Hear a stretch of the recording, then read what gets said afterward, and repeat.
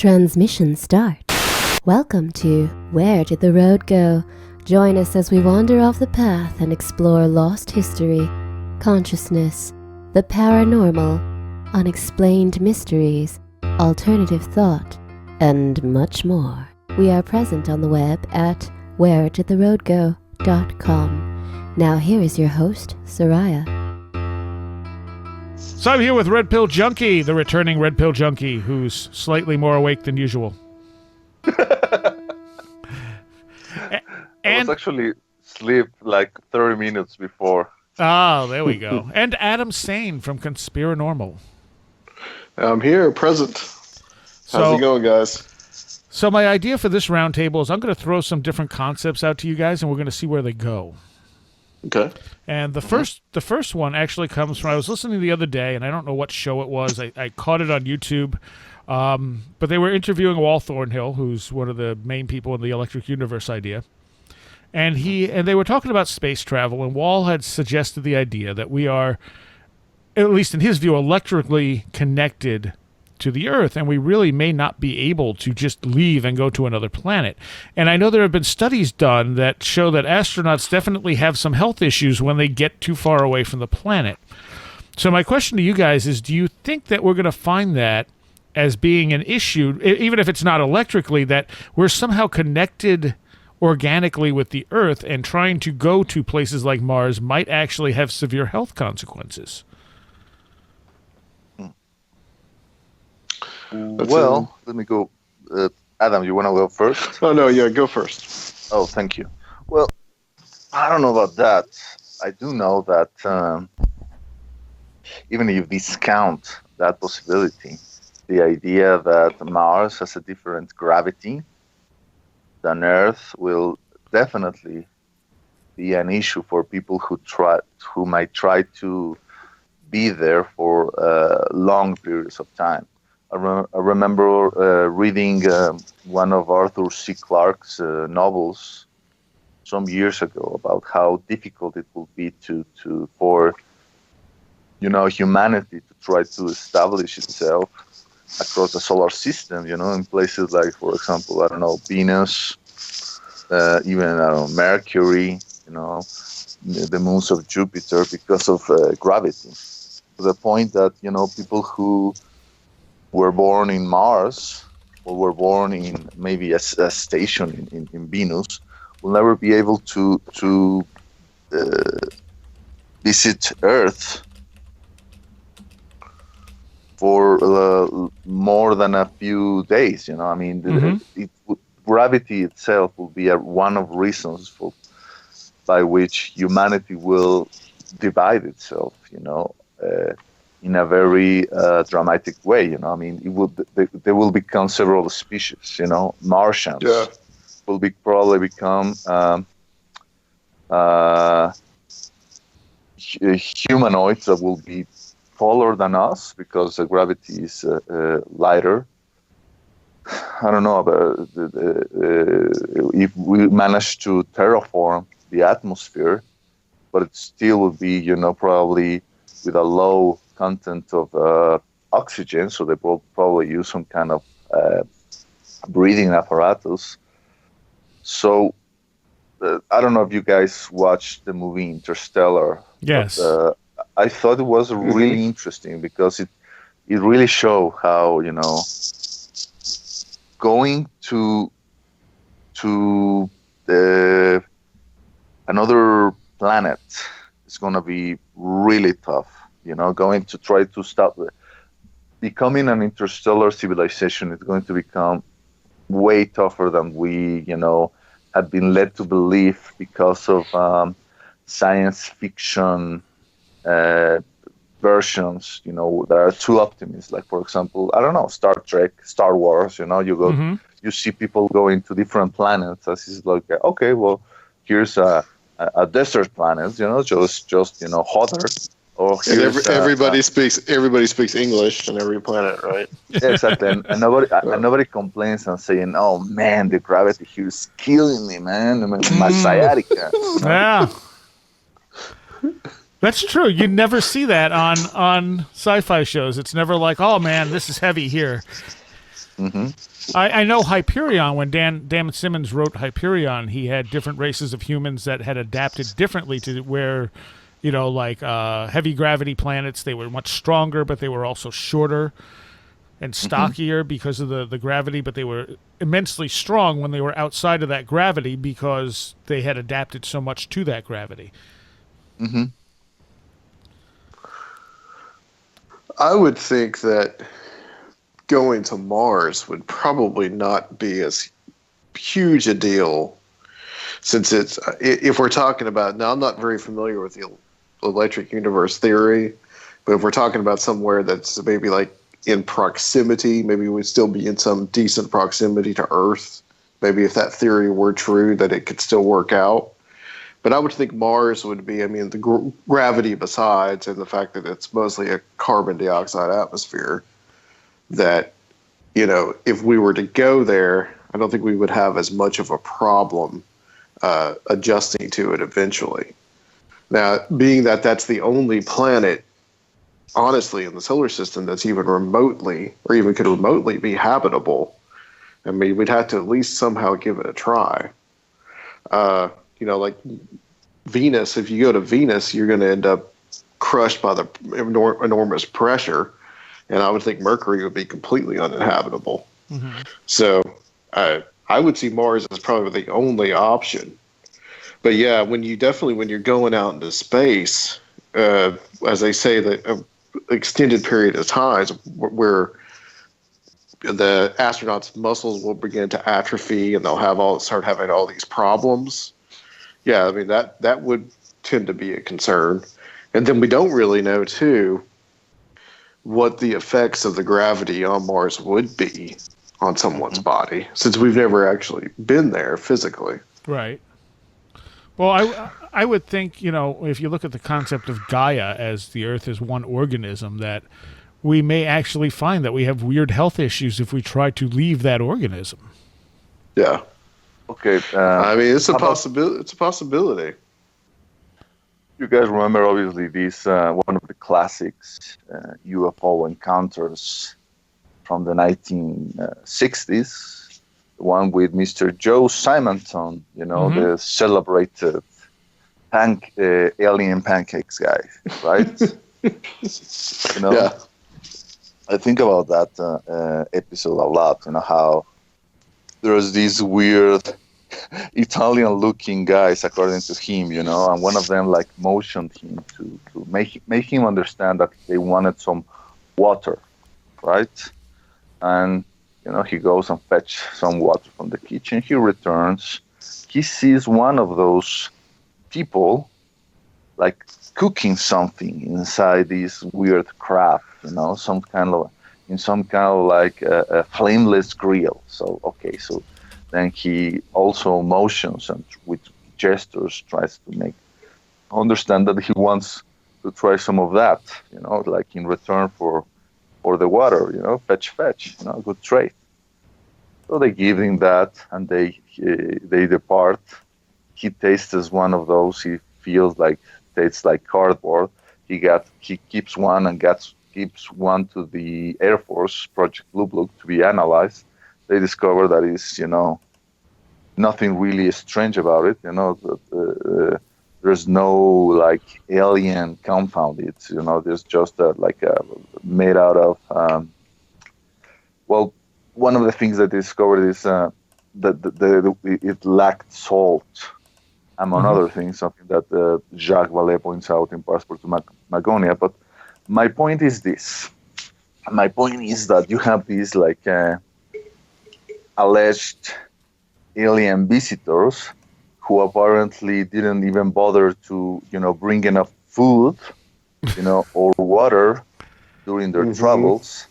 So it makes you wonder maybe if they're so light packing for their trips, maybe they don't even travel with their own bodies. So what if an alien intelligence, in order to try to visit another planet, sends out some kind of probe first, a probe that will recollect some kind of DNA material or something in order to create bodies that are already adapted to the atmosphere, the gravitational pull, the radiation levels, and all the things of that particular environment. And then Kind of sounds like the movie Starman. something like that. I mean, and maybe this intelligence, once those the ultimate spacesuit is created, they just upload their consciousness to it. You remember the movie, the remake of the movie The Day the Earth Stood Still? Mm-hmm. The one with Keanu Reeves? Yeah, and everybody hated that movie, especially Gene Steinberg. Remember, he has lambasted it several occasions on the podcast. I thought it was okay movie, and the fact that they showed exactly what I'm describing here, the Klaatu is like virtually born into Earth once he gets out of his spaceship. So maybe that is, and this is something that I must point out that Richard Dolan apparently also seems to agree with this, because he mentions it on his last UFO book.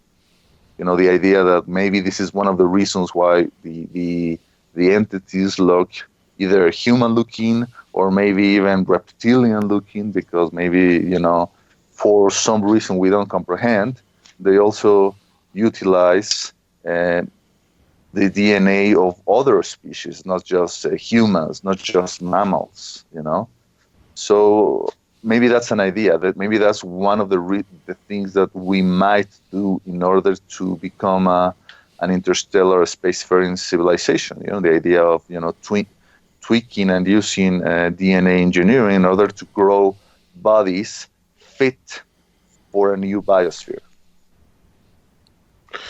It kind of reminds me of a Onion article in the book Our Dumb Century, where it says NASA and hippies make a race for the moon.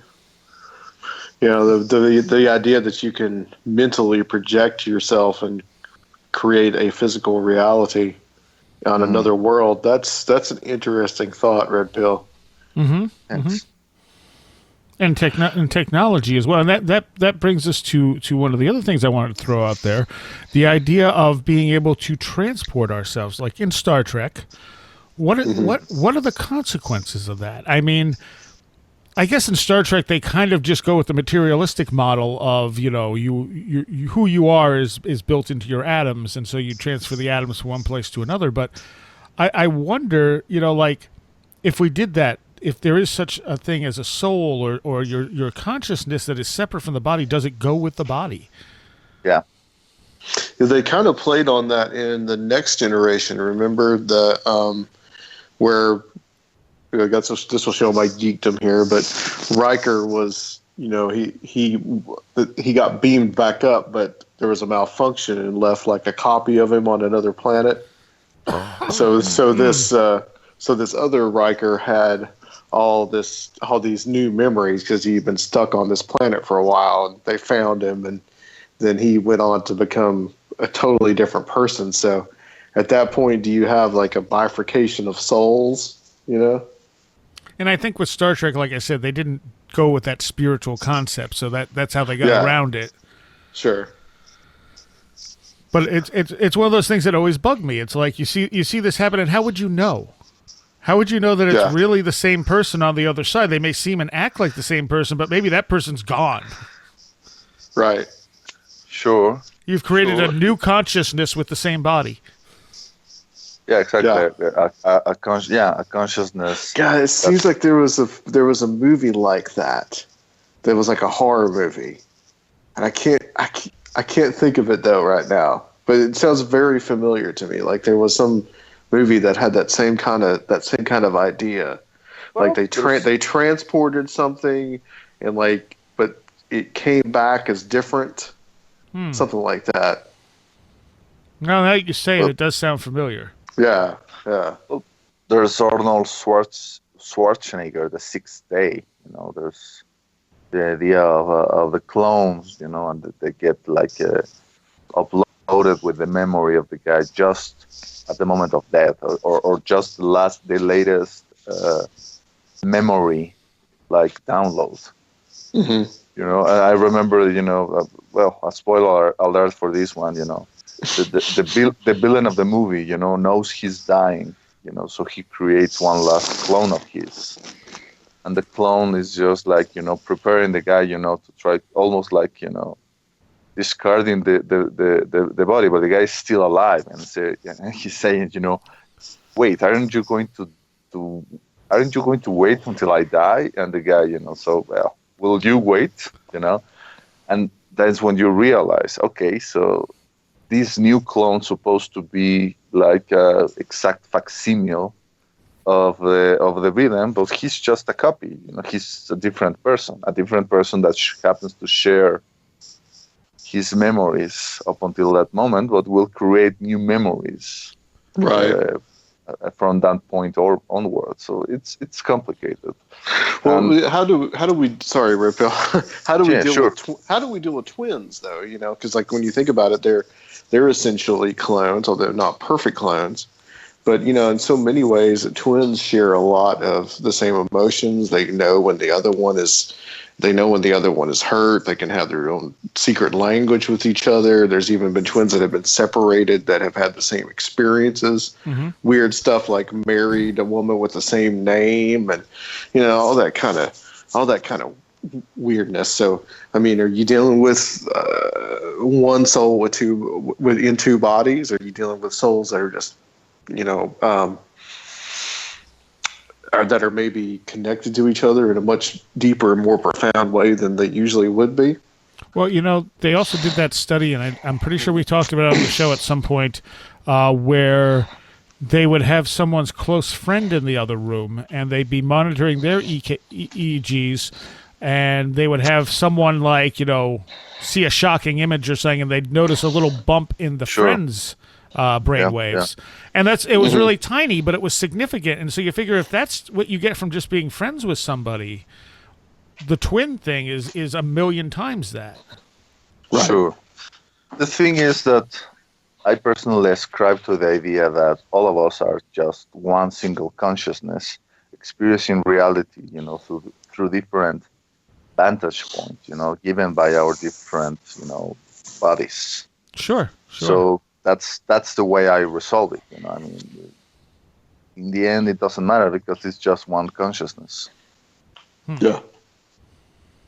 And I guess the same kind of questions come up when we talk about moving consciousness into a computer. When we say, are we actually moving consciousness, or are we moving a simulation of what consciousness has created in someone's brain? Since we don't really know what consciousness is, we don't really know what a simulation of consciousness. What's the difference between the consciousness and the simulation? And that's kind of what I'm saying, though. I mean, we assume that if we replicate all the brain paths and create it in a sort of computeristic neurological model, it should be, essentially transferred into that computer. But that assumes the brain makeup is who the person is and what is generating the consciousness. Mm-hmm. It's, for example, when you are in a dream, you're kind of following a different script than the script that in your real life. In a way, you're a different person. You're not really in control of your dream self. Remember how you're in different scenarios and you're acting so all weird, unless it's a lucid dream, obviously. Right. But maybe it's a bit like that. Maybe it's so easy to become a different person, just under circumstances. And let's talk, for example, about amnesia. People who suffer from amnesia and they don't remember, maybe the last 10, 15 years of their life, then they turn into different people, Maybe the phobias they used to have, they completely, they're no longer attached to them. True. And I've mentioned on here the show Dark Matter, and there's two things that we just talked about that come up on that show. The one is, this was, the premise of the show, it's a ship full of basically hardened criminals who have their memories wiped. And when they wake back up, they don't have those experiences that turn them into hardened criminals. They still have their skill sets and stuff, but they don't remember who they are. And they turn out very differently very quickly because they didn't go through the traumas and other stuff that turned them bad in the first place.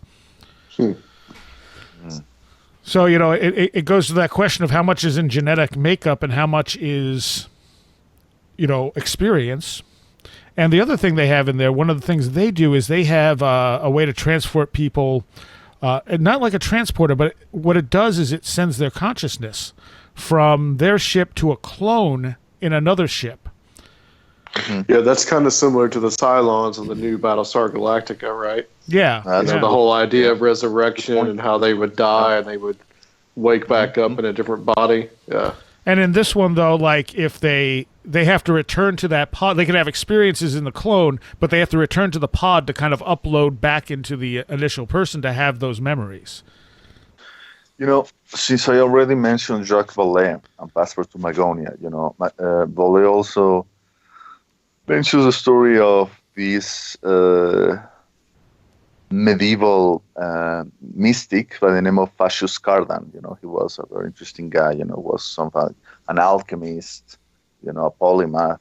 And one of the things that he did, allegedly, was to try to conjure up the presence of seals, these, non-human entities that we might, consider to be alien.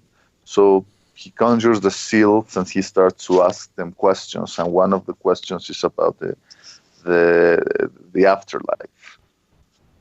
And one of the seals tells him that after death, nothing of the person survives. Right, I remember that. So the way one could interpret that is that maybe when you die, the things that you think compose your personality, your memories, your experiences, and all of that, they don't really survive. What survives is what, New Age and mystic people will call your higher self, which is probably the self, the part of you that, is present during altered states of consciousness, like, when you have a psilocybin trip or you have a lucid dream and all of that. So it comes to an interesting quandary, what constitutes you, yourself, am I my memories, or am I something else besides the memories, am I the set of genes that make me behave in some respects the way I do, or am I, if I'm liberated from the pressure of those genes, am I a different person? Yeah. Well, if you look at a lot of ancient cultures, especially Egypt, they have like the different parts of the soul. And I would think it's also possible that we're looking at a situation where our egos get shed off. Our egos are how we interact with this world, and it's a lot of our personal identity. So like you're saying, there's a higher self, and maybe those egos are what sometimes come back as ghosts. Wasn't that one of Elena Blavatsky's theories, that what we call ghosts are just like, she used the metaphor of the skin of a serpent, that is shed, so that they were like, the fragmentary, like, memories of a consciousness after it's discarded, once that consciousness passed on to the next life.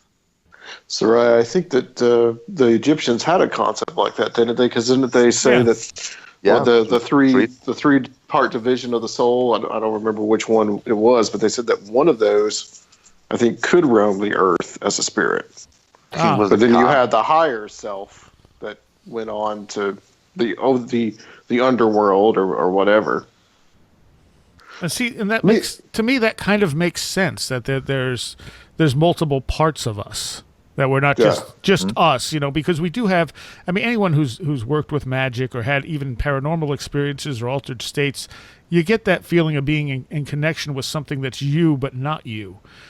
Let me ask you guys this. I was listening to the Greenland Report today, and Micah was talking about people that have a head injury or they'll have a stroke, and all of a sudden they'll begin to speak in another language that they have ostensibly never spoken before. Mm-hmm. Mm-hmm. What do you guys think about that? I think that's really fascinating, and I don't have a good explanation for it. Yeah, there was one that one of the cases that he mentioned was this English guy that had born in the 30s, so he was a child during World War II, and they evacuated children out of the major cities and into the countryside.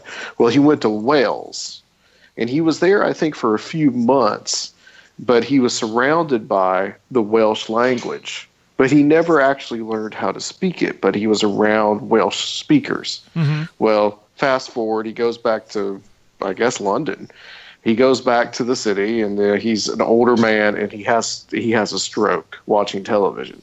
And then all of a sudden, after the stroke, he's able to speak fluent Welsh. And it was like it was able to but he had exposure to Welsh. Right. So it wasn't like he just picked this out of the ether.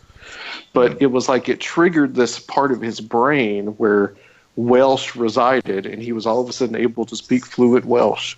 Utterly fascinating.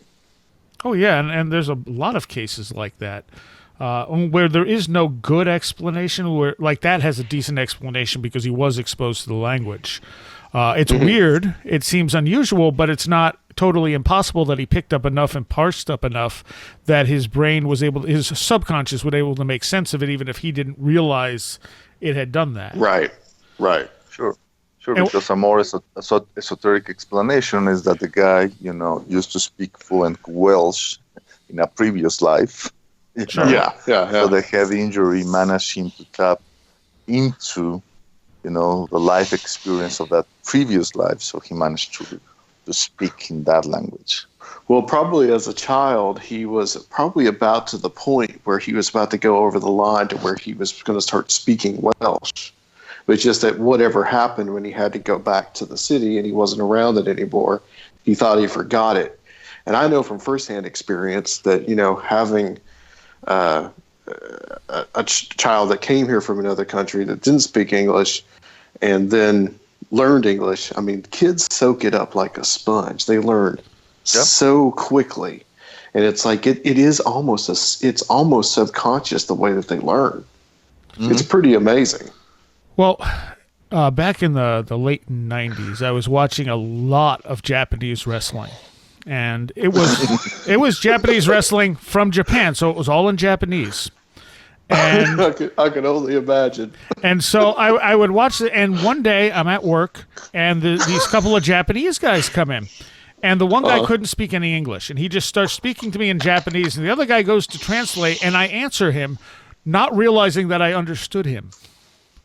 Wow. Like I just I heard stuff enough and saw the context of what I was hearing without realizing it. And even though I would say I can't speak Japanese other than I know a few words here and there, but my brain must have subconsciously picked up enough that when this guy asked whatever thing for the computer, I just answered him, and they both looked at me and then said something like, "Do you speak Japanese?" And I went, "No." Red Pill, didn't you learn English from watching television?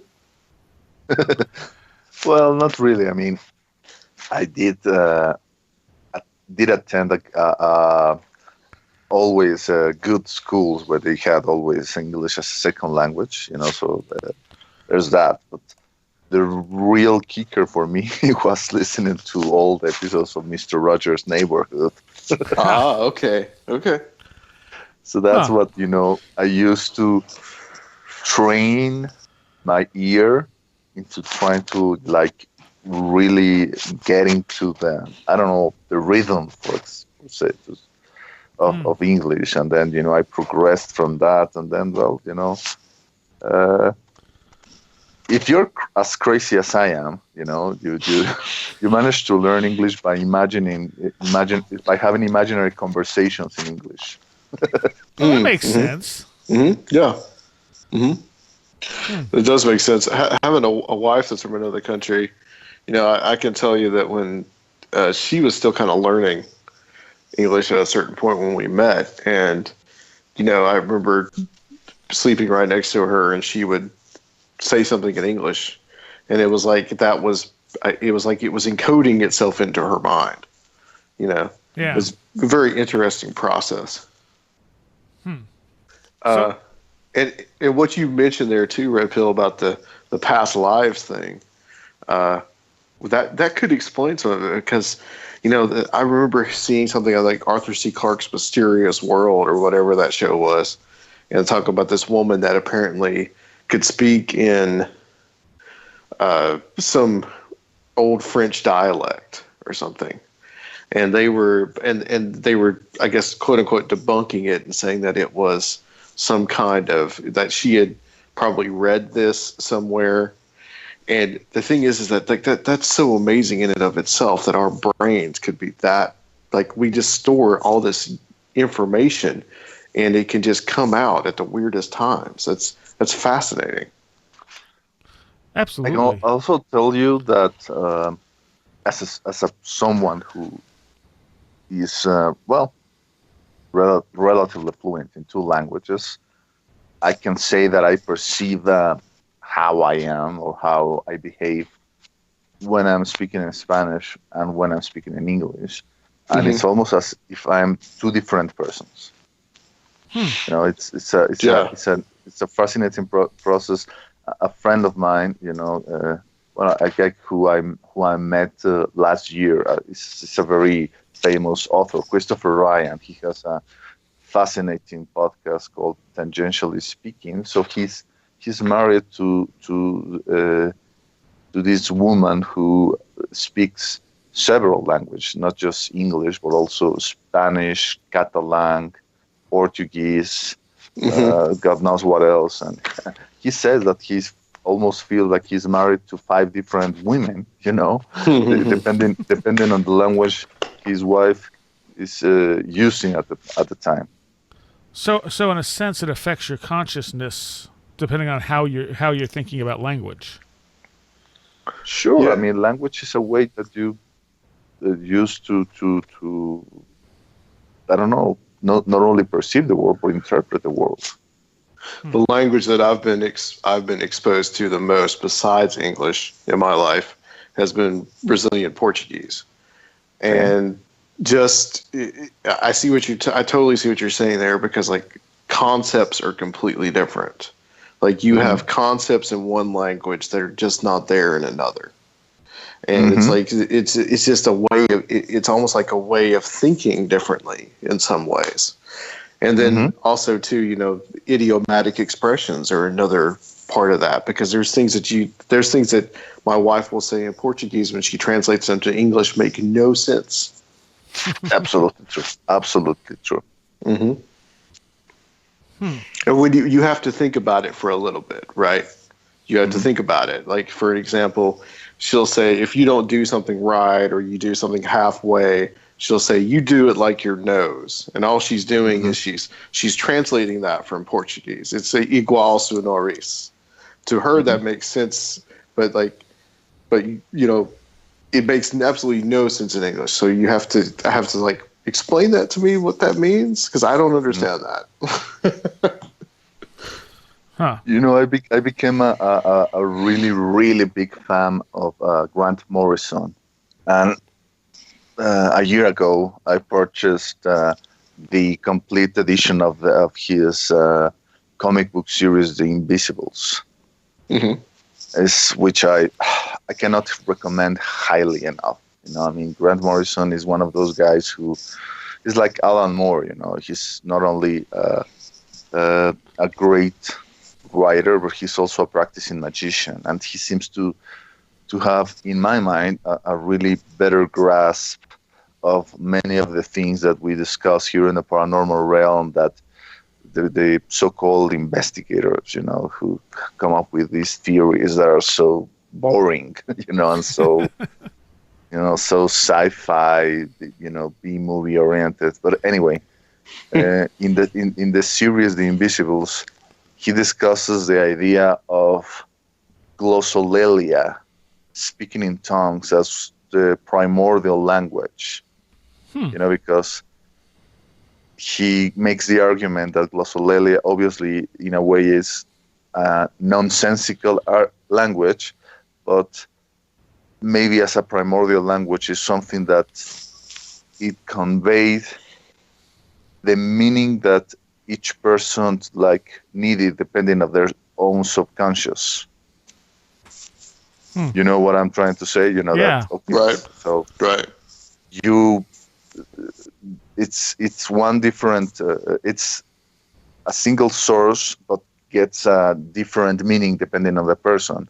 And now that I think about it, Paul Kimball makes a similar argument in his book, The Other Side of Truth, of saying how trying to compare the UFO phenomenon to a piece of art. Well, Greg Bishop was the one who started to think of UFOs as arts, as some kind of art manifestation. Mm-hmm. Because when two different people see the same piece of art, they will probably come with two completely different interpretations of the same piece, depending on their background, depending on their personalities, sensibilities, and whatnot. So it's an interesting idea, there's a person receiving, there's two different persons from two different backgrounds, from two different countries, who use two different languages, as Adam says, and they see the same thing, and they will interpret it probably maybe completely differently, and I'm fascinated by that. Right. Well, it all comes down to our perception and how individuals see things so differently. And I don't think, I think most people don't really think about it, and they just think that we all kind of see things the same way. But it's not just that we physically may not see things the same way, but how we interpret it is so different that it changes what we actually see. Mm-hmm. Mm-hmm. Mm-hmm. And so when you're dealing with the paranormal of any sense, it's so... you're dealing with something that's so ephemeral to begin with. Mm-hmm. It just makes that all the more out there. And this goes back to your statement, Sarai, that I've heard you say many times, that if you see an orb in your house, it might be a ghost. If you see it in the sky, it's a UFO. Right. It's just a matter of perspective. Yeah. It's a great point. Yeah. It's what we expect to see. Mm-hmm. Expectation, yeah. Because if we're in the house, we're clearly not expecting a UFO to be there. Mm-hmm. Right. A ghost in the sky. Back in if we go back far enough in time, we'll see different accounts of glowing lights being taken as ghosts in the sky. But that's just because we didn't have a concept of UFOs and spacecraft. Sure. Mm-hmm. Sure. And in a society and a culture that we do have that concept, then that's what we see. Yeah. But it makes me wonder if there's other cultures that have the same, that are maybe, well, I hate to say the word, not as advanced, but they have different concepts and they have different ideas, and they're going to see something completely different, or they're going to see the same thing and just interpret it in that way.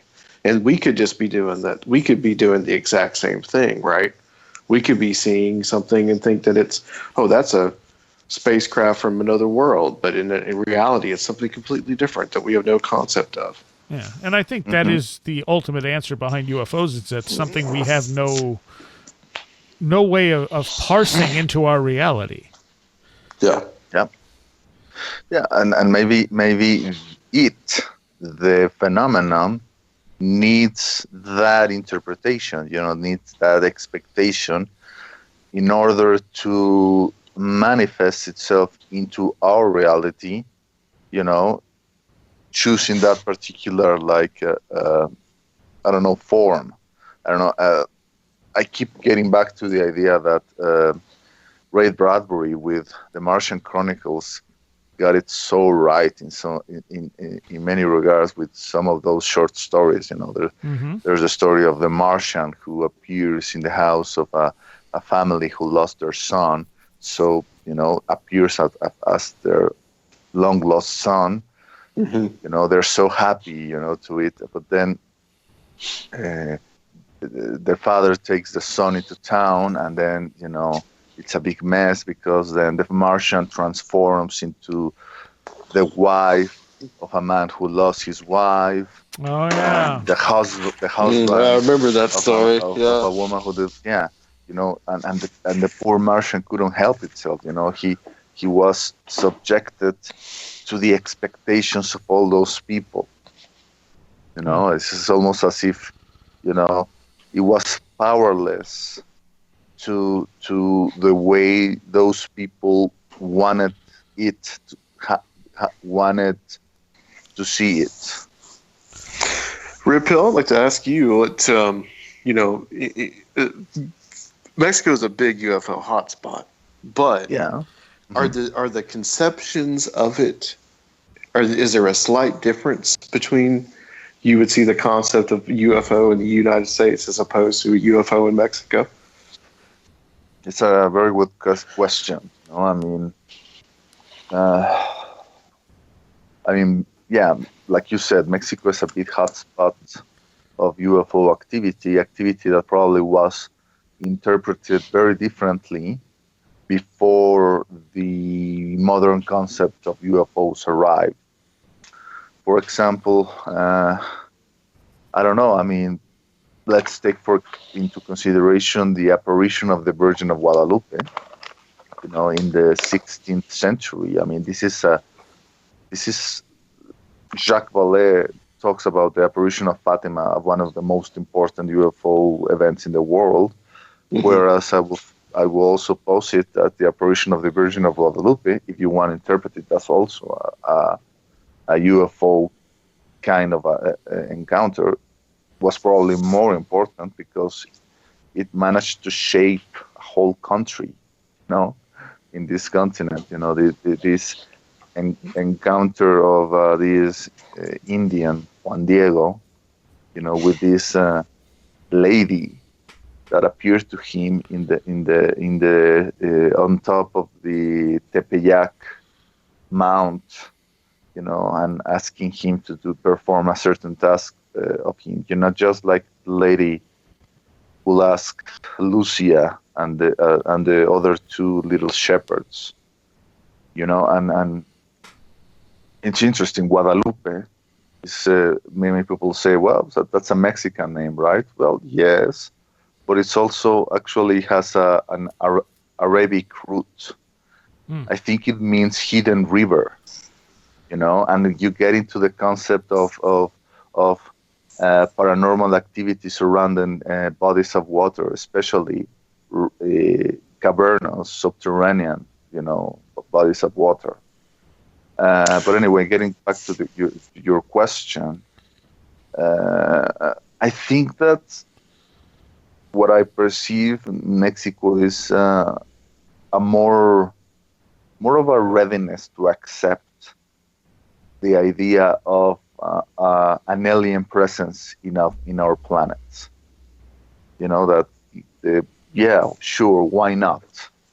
Yeah. Instead of the reticence that I perceive, more reticence that I perceive in the American public. I remember that my friends Darren and Graham asked me, I think, the same question in their podcast, Grimerica. And I told him half jokingly how it was so cool for us Mexicans to think of some kind of presence that was more powerful than the gringos, It was a cool idea to consider, okay, so the aliens came here, and the gringos cannot stop them, how cool is that?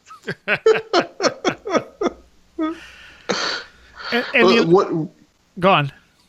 Well, one thing I wanted to ask, though, too, about that is that, in my exposure to Brazilian culture and how they are, there's a little more of an emphasis, I think, on the spiritual world. And there's a lot of True. emphasis, a lot more emphasis on superstition.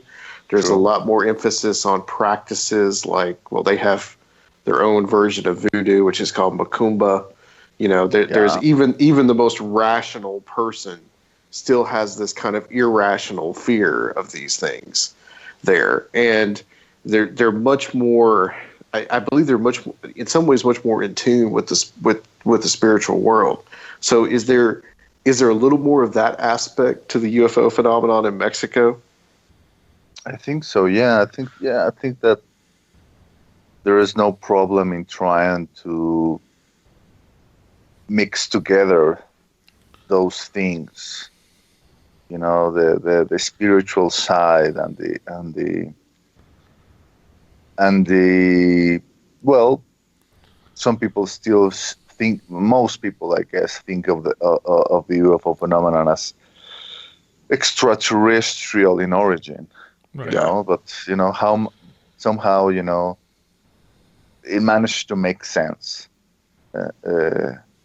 These things, and well, let's not forget the influence of Jaime Maussan in the dissemination and the popularization of the subject. Yeah. For better or for worse, Maussan is still the spokesperson of the UFO phenomenon in Mexico. And as you guys know, 2 years ago, it was 2 years ago. God damn it, how time flies!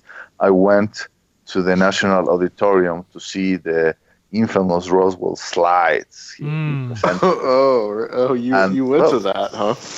Of course, and the place was packed. And once the guy went there, he was treated like a rock star. Everybody stood up and clapped and cheered, and it was clear that to most people, well, I guess, except me, this man was, a hero. So there's that. And then he showed you pictures of a mummy in a museum from somebody's scrapbook from the 1950s. Of course, but at that moment, nobody questioned it. It's like it's like the people were, I don't want to say hypnotized, but it's something of it's a weird thing, of being driven by the events, the collectivity of it. It's like almost like, well, I don't know. The only example I can come up with right now is in George Orwell's 1984. When Winston talks about the minute of hate. How all the people are gathered there, and they're shown the images of the enemy of the state, the Ingsoc state, and whether you like it or not, you are driven to participate in that collective expression of emotion. It's like a wave that sweeps you, and I feel that I kind of felt that at that moment, when he showed those highly ridiculous pictures. If he had shown it under different circumstances, maybe on a college auditorium with less people, with people that were not fanboys, he would have probably received a much more different reaction from them. The 2-minute hate thing from 1984, I think that's Facebook now, but that's a whole other discussion. Oh, you're so true in that. Yeah. Oh, I want to go back to the things you were saying about how in Brazil they have this interesting connection between the UFO phenomenon and the spiritual side of it. Right now I can think of two different things that I want to mention. One is this really fantastic artist, Pablo Amaringo, who used to be an ayahuasquero shaman, but then he became like an artist. He became to make these wonderful paintings, which almost looks like Catholics ex votos.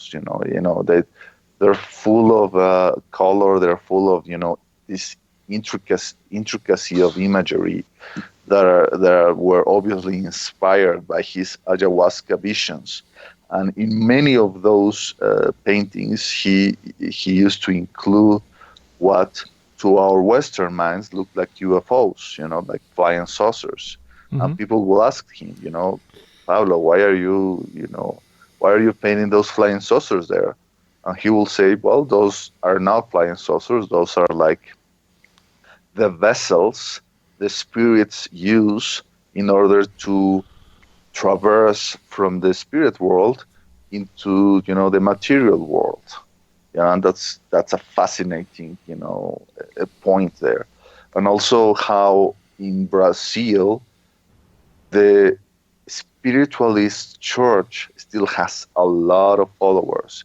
I don't know if you, Adam, has had the chance to see the movie No Solar, which no, means I've our not. place. That movie, I think, was released a couple of years ago, and it's a movie that is based on the book written by the founder of one of the most important spiritualist churches in Brazil. So it gives you a vision of how they believe the spiritual world, runs, which is some kind of like in-between dimension between, this world and, other levels of existence. It's almost like, the dead go and they get transported, into that other dimension, and they, like wake up in almost like in a hospital environment, and they are like treated and helped and assisted by other spirits, and they go to like universities, and they're given like jobs, and they have like houses, and that there's still a correlation between that existence and the existence they left behind when they were still alive, to the point that in that movie they speak of how in the 1950s, because this book was written a long time ago, I think in the 30s or 40s, I don't remember, but the idea is that in the spirit world in the 30s, they already had computers. But the spirits that returned, reincarnated into the world, they brought back the concept of computers, so we could have computers too. You know what I mean? So it's this different, interesting rapport. You see the movie No Solar, and you see the city of the dead, and it's almost like something out of Star Trek. Very CGI, very utopic, very new agey. So I guess that's why in some place like Brazil, intermingling the UFO phenomenon with spirituality and with the voodoo, the macumba, the candomblé, and all those different alternative perceptions of reality is so easy to mix. I mean, Brazil to me is Brazil is the real melting pot of civilization. I mean, even to look at the people, man. I mean, Brazilian people are, in my eyes, like the most beautiful race in the world. It's the perfect match between, Caucasian race, the black race, and the Amazonian race, and the end result is these beautiful, beautiful people with the bronze skin and the dark hair, and there's no wonder why Brazilian models are among the most coveted in the fashion world. Yeah, it's an amazing country. I mean, it has a lot of problems, it has a lot of issues, but it's an amazing place to visit. The spiritist thing, I mean, that's something that I haven't really looked into, but I know that's a rather big deal in Brazil. I've heard a lot of people talk about it, mostly from the side of evangelical Christians that don't like it. But they do have such a. I think that's one of the things that when I went down there, and first time I went was in 2007, and I'd never been to Latin America, and even though I understood it intellectually, I wasn't prepared it's just such a different world than it is here. Yeah. And I saw that in many different ways. But one of the ways that I saw it was just how much the supernatural was almost just a way of everyday life down there. We went to, I would say this guy was like a faith healer. But, he was doing the thing, he was slapping people on the head. And I saw this woman start shaking and, it was very strange. It was just a different atmosphere. And I remember one funny story. We were hanging out with one of my wife's friends, and like one of their relatives, these young men, probably 17, 18 years old, they got this little flip phone camera, and they come up to their mom, and they were taking a selfie of themselves, right? And they said, "Mamaya Phantasma," ghost. And I'm looking at I look at the picture, and it's just a crappy flip phone camera, and I'm like, this is just a crappy camera. But they were so eager to believe that, and it's just like, whereas we would just look at it and say, that's crap. They're more inclined, I think, to believe, which, I think can be a good thing and a bad thing at the same time.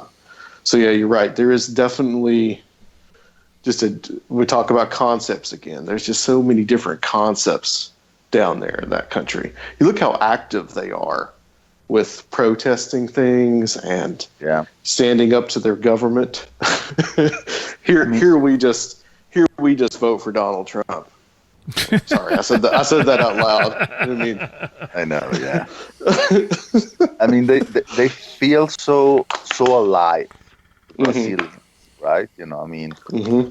They have no problem they're a very spiritual country, but at the same time they're a very sensual country. They have the carnival every year, and they have no problem whatsoever with displaying, and enjoying their sexuality in every way they possibly can. And but at the same time, there's also the spiritual side. The spiritualist movement, like I said, was still pretty much alive in that country.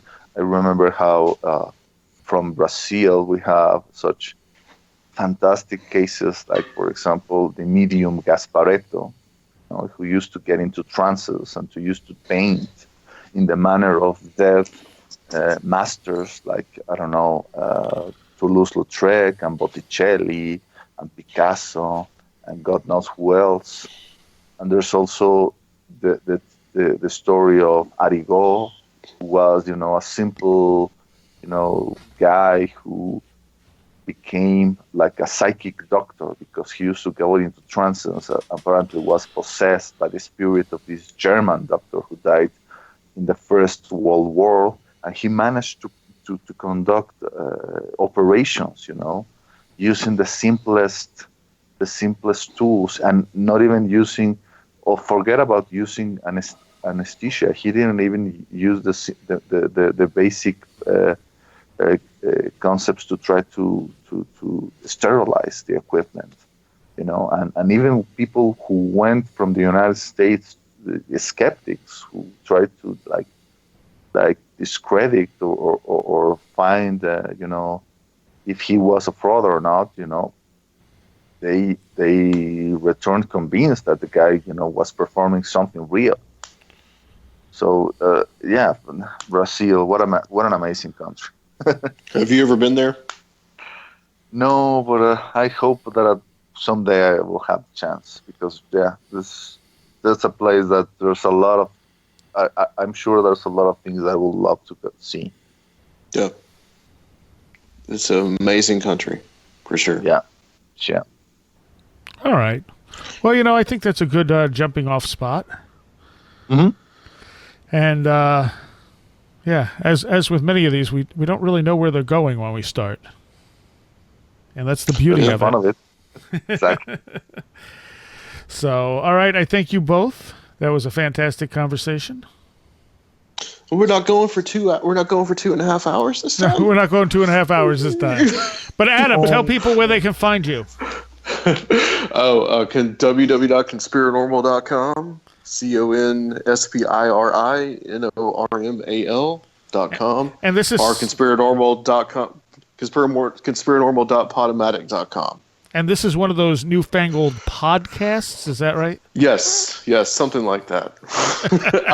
I've heard such terms bandied about as podcast before. So Okay, and Red Pill, we had a request that you read the phone book, so could you get on that?